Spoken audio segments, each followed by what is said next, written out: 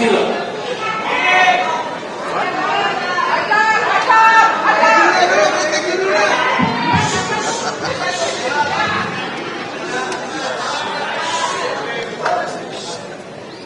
Problem bangsa ini banyak orang berebut bicara tapi nggak mau berebut berpikir.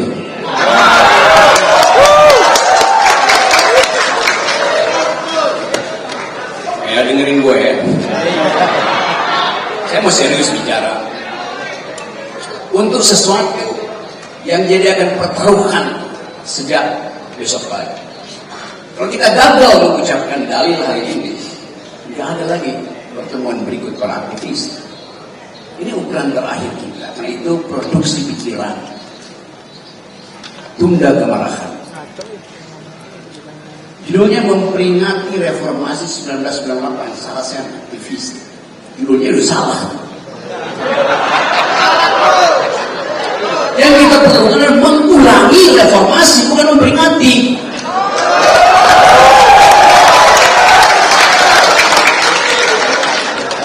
Aktivis tidak pernah memperingati kelakuannya sendiri. Dia mengulangi kelakuannya.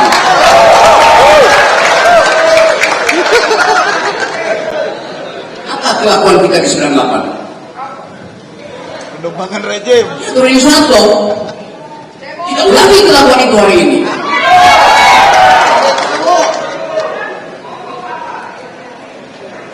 Silakan sebutkan dan bukan. Karena itu yang ada di benak kita sehingga ibu tadi marah. Ngapain ngomongin yang lalu? Kan harus ada posisi hari ini terhadap keadaan hari ini. Pembandingnya ada di situ. Kalau kita dengar uraian tadi dan tidak akan dengar uraian panjang lagi, Daeng, Melki segala macam itu, ada semacam kepastian bahwa Presiden sedang bergerak ke arah paradigma baru ekonomi. Bergerak ke arah. Pertanyaannya dia mau nggak meninggalkan yang lama? Apa?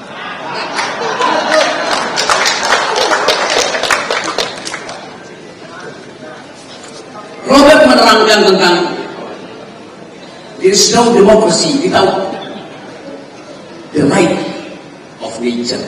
Hak pohon untuk berdiri. Tidak dijadikan pelet kayu. Oligarki. Kita mau coba lihat itu. Kalau soal demokrasi ekonomi mengarah pada sosialisme, saya tanya sekarang, yang ngerti tentang apa yang disebut sosialisme dalam pengertian akademis berapa orang? Termasuk yang ada di kabinet.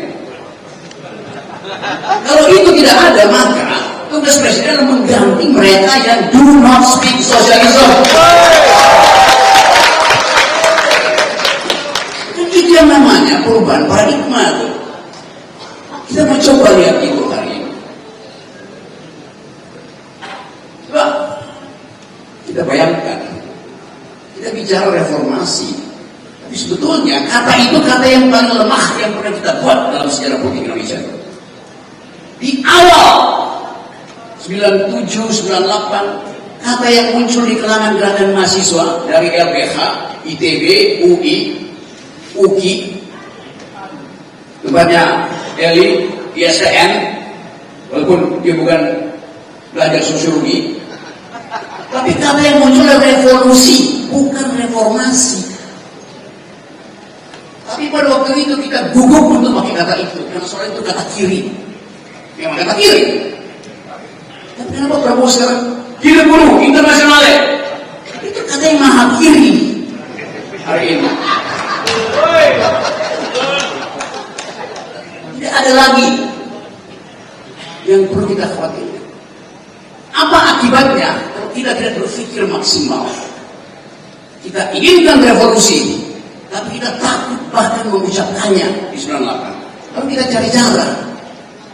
Kita pakai istilah reformasi total sebagai pengganti dari revolusi.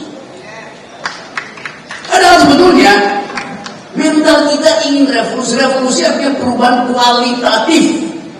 Dari satu rejim ke rejim lain, kualitasnya berubah. Reformasi itu perubahan kuantitatif. Yang berubah susunan manusia, bukan alam pikiran yang berubah.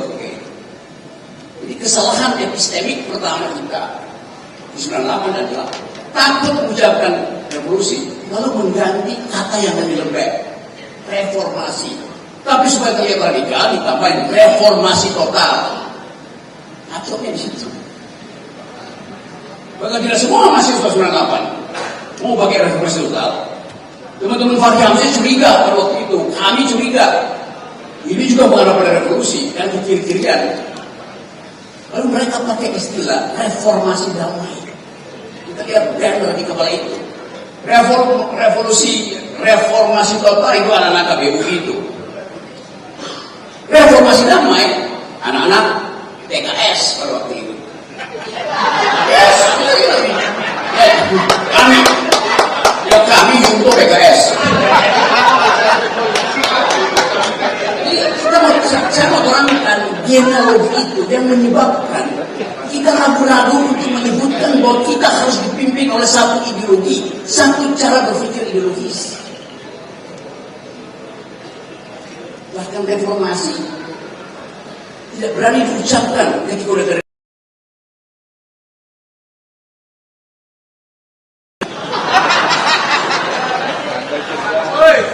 yang dicap doang. Itu mesti ambil risiko itu.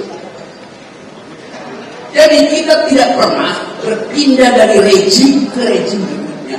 Kemudian tentang transformasi demokrasi. Transformasi itu adalah gerak keluar dari otoriter masuk ke demokrasi. Ini melangkah gerak keluar dari baru gerak masuk ke transformasi. Yang kita lakukan sekarang kita baru keluar dari takut masuk ke. Itu mesti ada koalisi yang isinya itu bertambah. Yang sebetulnya tidak diperlukan lagi ketika presiden terpilih. Dia bilang saya dipilih oleh rakyat. Koalisi itu cuma tiket saya. Saya mau ganti ideologi kabinet. Kalau ditanya Golkar sosialis apa tidak? PKS sosialis apa tidak? PAN sosialis apa tidak? Jadi kalau Prabowo menginginkan satu jenis transformasi baru, dia harus melengkapi infrastruktur politiknya dengan ideologi itu. Biasanya kan? Bilang cuaca yang berat. Walaupun kalau saya tanya, apakah SBY menginginkan sosialisme? Betul. Tapi pasti dia ingin yang diucapkan Pak Robert tadi, ada demokrasi baru yang menghargai lingkungan. Dan sekarang kita bicara soal itu.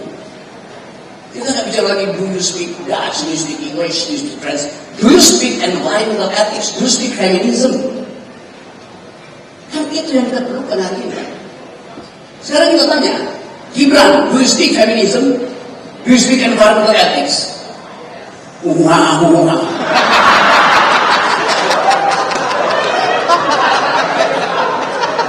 Jadi sebelum moral kita dibuat kropos oleh keraguan-keraguan kita pastikan dulu bahwa ada hal yang harus difinalkan.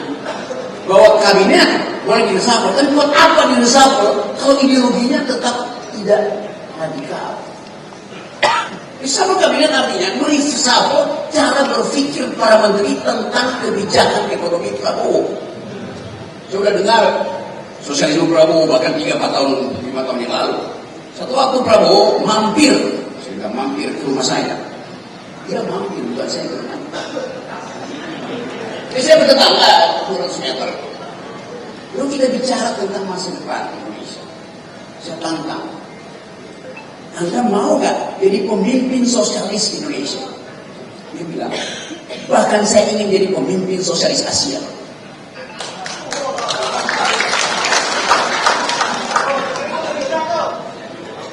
Kalau pohon-pohon pinus saya bisa merekam, tanya pada si pinus. Prabowo ucapkan itu, dan saya dukung. Karena memang kita memerlukan jenis ekonomi baru. Yang baru 2 tahun lalu, mau kita praktekkan karena ada krisis global. Jadi kita bisa katakan, ya Prabowo visioner, dia mampu mendeteksi bahwa satu waktu akan terjadi perubahan cara berpikir. Yang disebutkan dalam bagus dari orang degrowth.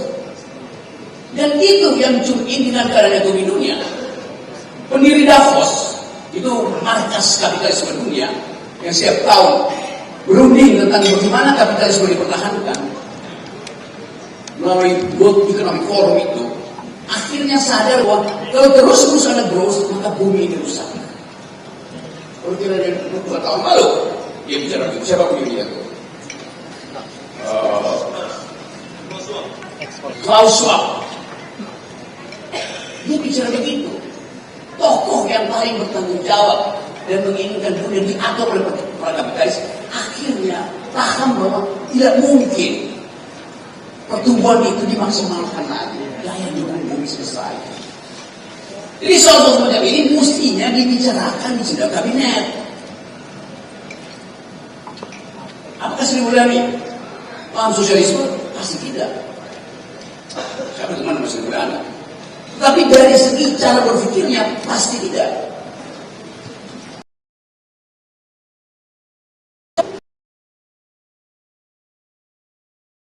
Secara akademis, secara metodis tentang ide itu bukan mereka yang sedang mendengar itu mereka. Kiri, dia kiri tapi kelingki. Tidak ada kapalannya di situ. Jadi kita ingin ada satu kesempatan hari ini untuk menerangkan kepada publik bahwa ideologi yang kita tuntut, kita inginkan, kita ingin pastikan melalui pemilihan Prabowo adalah sosialisme in optima forma. Kiri siapa? Kiri BRD? Bukan. Kiri BRD berakibat komisaris.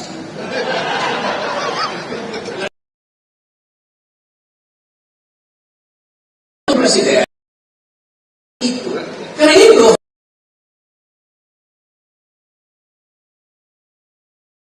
lumpuh kabinet isi dengan energi baru. Jadi itu dasarnya.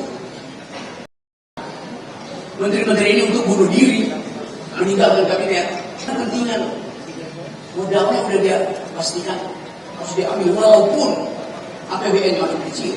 Karena banyak menteri yang kecewa pada Prabowo kan, karena nggak bisa merampok APBN lagi, diefisiensikan. Ini momentum pada presiden untuk memulai era baru. Ada Pak Dr. Hariman. Di dalam ilmu kedokteran, kalau satu sel rusak, maka sel itu oleh kekuatan naturalnya dia, atau kalau kita percaya Tuhan, oleh perintah Tuhan, dia akan bunuh diri sel itu supaya nggak rusak selnya. Namanya apa Pak Hariman? Apoptosi, benar nggak? Benar. Kalau sel gagal apoptosi, gagal bunuh diri, dia akan metastasi, merusak sel yang lain. Jadi mesti diamputasi supaya dia tidak metastasi. 3-4 menteri yang kawan kita gagal bunuh diri dan gak mau bunuh diri, kendati dipanggil kejaksaan. Itu dorong dia ke apoptosi. Kan itu melakukan gerakan reformasi. Mereka yang dari awal ingin menuntut reformasi dengan masuk ke dalam kabinet, akhirnya menjadi calon di situ. Itu serius ya, makanya. Jadi sekali lagi ada kesempatan bagi kita untuk mengulangi energi reformasi. Kita ini bukan memperingati reformasi, mengulangi reformasi. Kelakuan kita mesti tidak seperti itu. Jadi sekali lagi kesempatan ini kita pakai justru untuk menghukum diri kita sendiri yang gagal apoptosi. Sedihnya adalah jumlah energi yang kita kumpulkan di ruangan ini tidak ada gunanya kalau tidak dituntun dengan energi ideologis. Jadi saya walaupun ya kita mau lihat impact dari selesaian ini 2 minggu ke depan. Kalau selesaian ini hari semua tidak berani bicara dengan presiden bahwa hasil selesaian adalah minta reshuffle dan isi KPU dengan kaum sosialis. Jadi sebelum beban ini tiba pada hari semua kita selesaikan isi bola. Ada kesepakatan untuk menghukum mereka yang tak mampu berpikir sesuai dengan kapasitas berpikir presiden. Saya ucapkan itu dari sini. Inilah sesuatu ini kita bawa pulang, dikatain di semua media pasti. Hanya dengan mengubah cara berpikir kabinet dimungkinkan kita menemukan kembali Indonesia sosialistis. Terima kasih. Terima kasih.